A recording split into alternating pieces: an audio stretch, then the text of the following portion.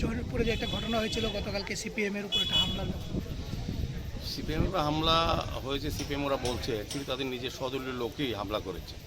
এটা তাদের সারা রাজ্যে এখন চলছে, কারণ সিপিএম এখন দেউলিয়া পার্টি, তাদের কোনো জনভিত্তি নেই, তাদেরকে মানুষ প্রত্যাখ্যান করেছেন। রামনগর বিধানসভা কেন্দ্র আমরা গত নির্বাচনে যখন প্রার্থী হয়েছিলাম 18,000 ভোট ব্যবধানে আমি রতন দাসকে হারিয়েছি। এখানে এরকম না বিষয়টা, এখানে সিপিএম অনেক লোক ভালো, সিপিএম যারা কমিউনিস্ট পার্টি যুক্ত তারাও কিন্তু আমাদেরকে ভোট দিয়েছেন উন্নয়নের পক্ষে।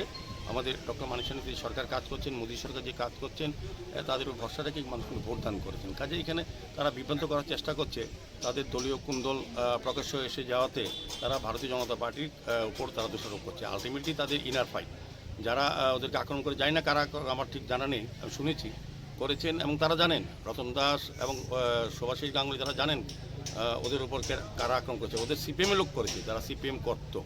এখন তাদের ইনার ক্লেশ, এখন পার্টির দ্বন্দ্ব চলছে, যেহেতু পার্টি ক্ষমতা নেই, কারণ সিপিএম যখন ক্ষমতা থাকে না তাদের মধ্যে চরম বিভ্রান্তি এবং দ্বন্দ্ব থাকে।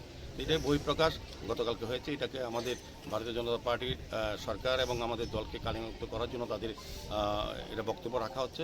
আসলে যেটা আপনারা সাংবাদিক বন্ধুরা আমি বলবো, আসলটা খবর নিন। তাদের ইনার ফাইট এবং তাদের নিজেদের মধ্যে দ্বন্দ্ব চলছে, এটার বহিঃপ্রকাশ কালকে জয়পুরে জায়গা করে।